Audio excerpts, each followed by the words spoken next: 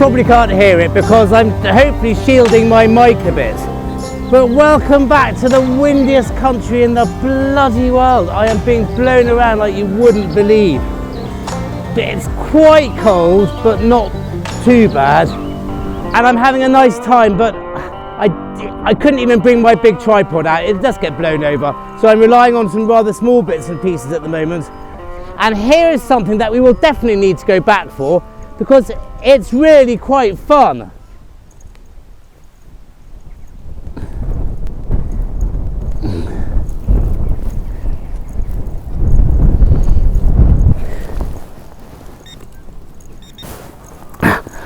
I've never found this before. Now, I'm in an area of this pasture which seems to be predominantly Roman, and it's an area I don't do very often, so I'm concentrating on it a bit.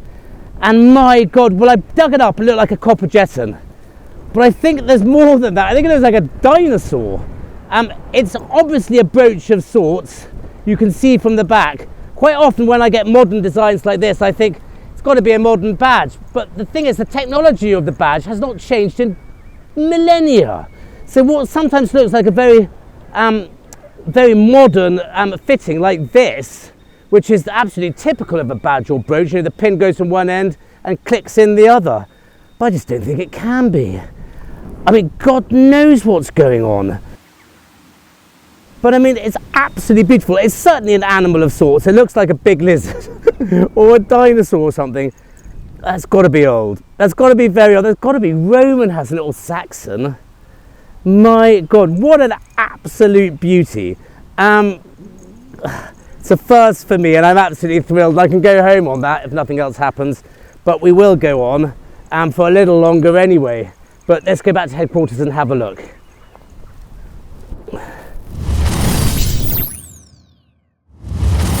Hi there and welcome to headquarters. My God, I was excited about this. But as I quite often say in these videos, come on Task. As I often say when I find these brooches, going on the back of these things, the technology hasn't changed in millennia, literally. If you were just to look at the back of that, and non-swanks, this one's in very good condition. Usually the catches and the lugs and all the rest of it get sort of knocked off. It's all there in this one, minus the pin. But if you look on the back, I mean, that could be a badge that's made yesterday. It's exactly the same technology. A pin goes through there and it catches on that little thing there. It could be sort of, you know, Cub Scout badge or sort of Girl Guide badge or something. So I'm always a little bit, when they're in beautiful condition and I don't recognise it, part of me always just keeps in the back of my mind, God, it could be modern. Well, it's not modern at all. And it's in absolutely amazing condition.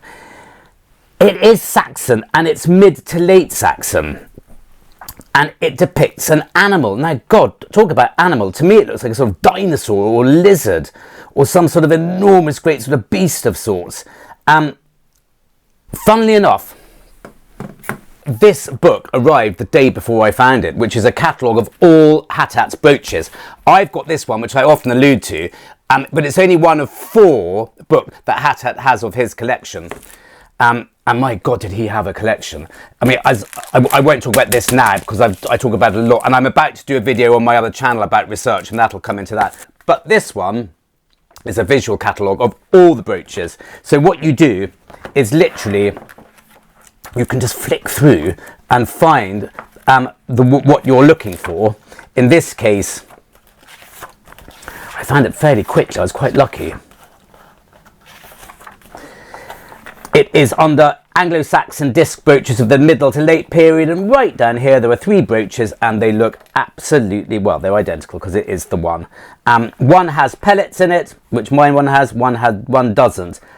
2 of the 3 don't seem to have a main on the beast, and one does. So this one, so my one might be quite unusual because it's got the pellets. And anyway, so if I had, it actually is in one of the books I don't have, but I did look it up, and it's a recognised type, and it's absolutely fabulous. And to me, he looks like a dinosaur. You can see his claws, his mouth slightly open. He's got spikes all down his neck. They say a mane. I reckon it's spikes, because that to me does not look like an animal that has a mane. I mean, it's a ferocious beast, and it's just in the most incredible condition. I mean, I haven't found that many Saxon things full stop. It's a rare period to find Saxon. I did find this one fairly recently, and this is another disc brooch. It's a lead one, and there were similarities, especially in the fact that this one's got two circles of pellets going around it, and we've got pellets in my dinosaur brooch as well. So that's my second Saxon disc brooch, and it is absolutely, I mean, one of the nicest things I think I've ever found. Certainly one of the best brooches I've ever found. There are some on the Portable Antiquities Scheme website. Again, nothing like in as good condition as this one. I've got one up here. I will put a photograph of it up for you now. It's got quite an interesting thing here. It says a similar backward looking animal brooch was found in an early 10th century context in York, giving the best archaeological date for the series. So that's why we know that it is 9th to 10th century, and probably certainly not much later. Anyway, I mean, gosh, that pasture sure throws up some stuff, and that's one of the nicest things I've found from it, and I'm absolutely, completely over the moon.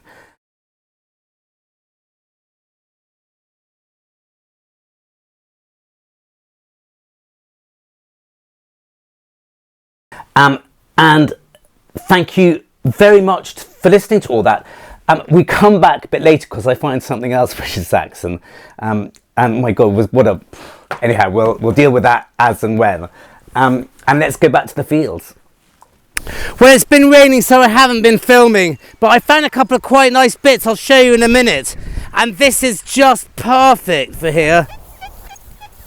It's really squeaky and it's deep, but it's sort of medium size, sort of coin size. God, I hope you can hear me. Someone very kindly who knows about these sort of things said to me, put your microphone, if you're wearing a hat and stuff, there's loads of places you can secrete it so that it won't be seen, and that and you'll get much clearer sound. So I've actually now got it strapped to the hat just inside here. But he reckoned quite rightly I could probably have it just clipped into here near my ear, and you'll still hear the sound and there won't be any wind noise. Good tip, that. Thank you, Bobby. Right, let's have a listen now. I reckon it'll still be in there. Yep. It's a very good sign. You're not going to get any fancy angles today. I've only got one camera really going and a small one which keeps falling over. This country, honestly. Oh rats, it's just a bit of lead. No, that's a stone, hooray, okay. One more chance. It's like getting a second strike, isn't it? Try not to put that in any cow muck. I know where it is now, so I can be quite gentle. Right, it's in there. Right, it's sounding nice. It doesn't sound like lead. It sounds nicer than lead. Well, I don't think it's very fascinating, I'm afraid. Unusual. It looks like the top of something. I don't think that's going to turn out to be any great shakes, I'm afraid. Has it got a thread to it? You never know with these though. It could turn out to be a Saxon nut covering or something. I don't know. Don't think it's very exciting. But I have found something odd and conical. Now that's got to be modern, but Lord knows what it is.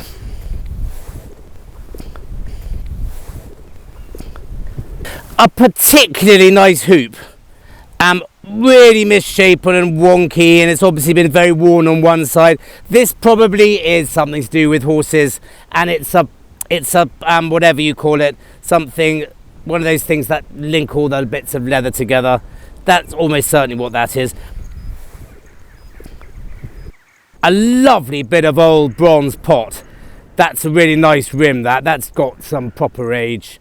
And a really, really nice strap end in extremely good condition. That's got to be medieval from the design on that. That hardly made a sound. That sounded like foil, but they often do, very thin strips of copper. And it's up to you whether you want to dig them or not. If you're in the mood for probably it being foil all the time, then don't dig it. If there's not much coming up, then do. And I'm jolly glad I did with that, because I wasn't going to.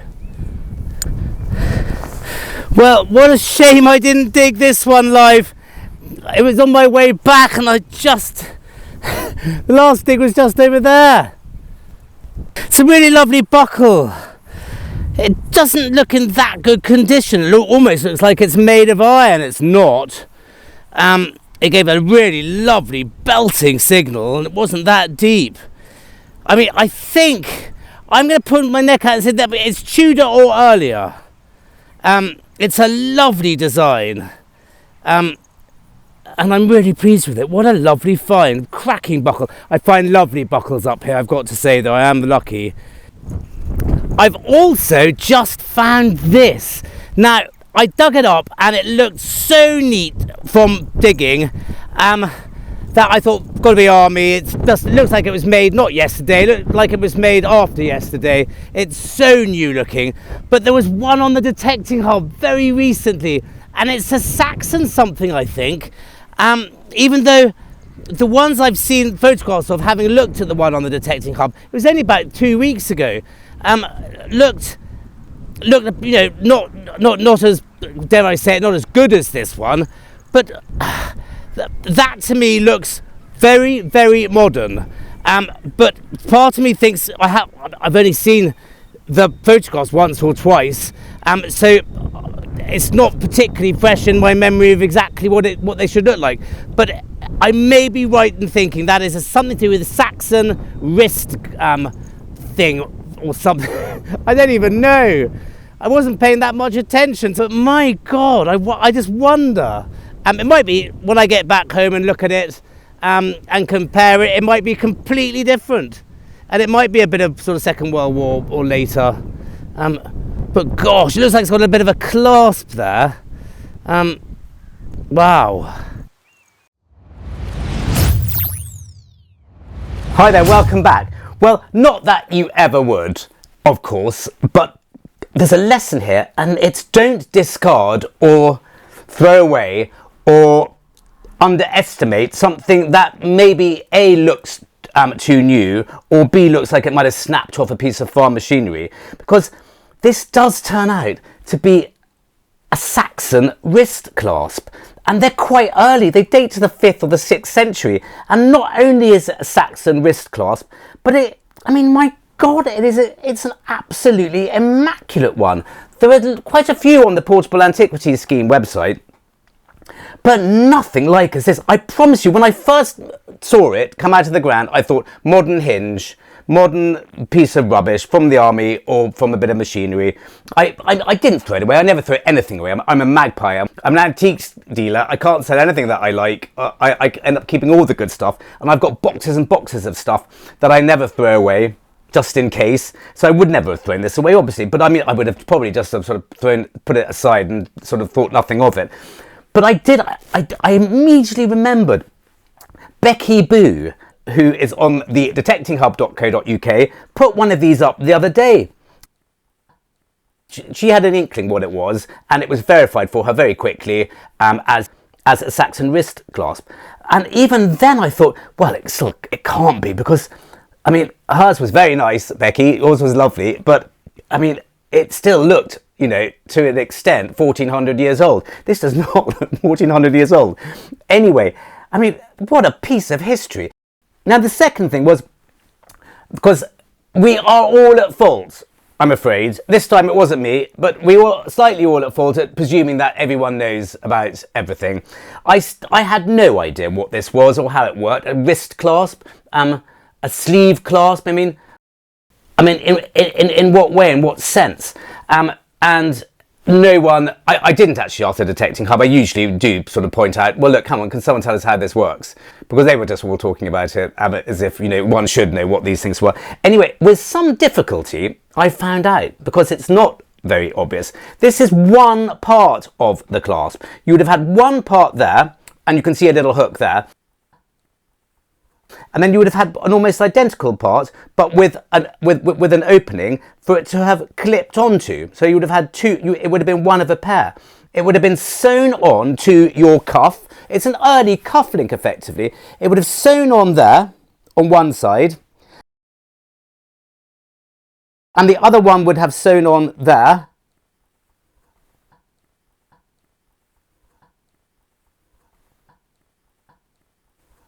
On the other side, like that.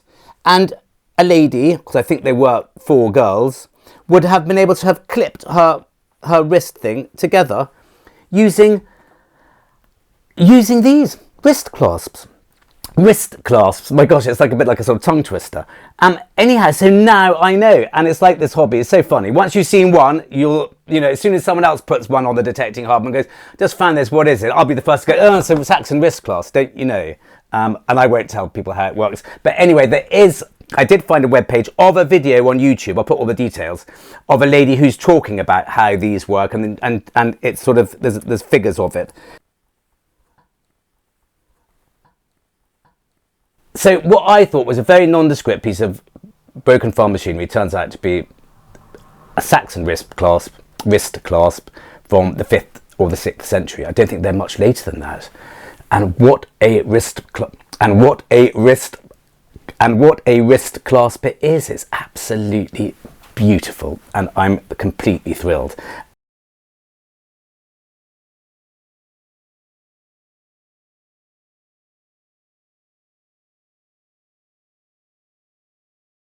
Shame there's not the other side to it, but we can't have everything.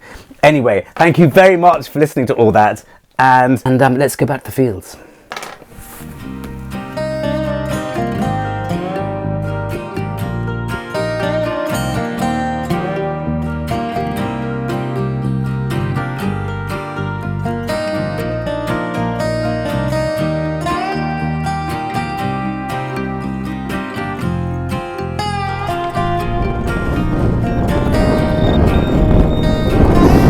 Yeah, it's a bit punchy sounding, I think. I reckon it's a rifle round.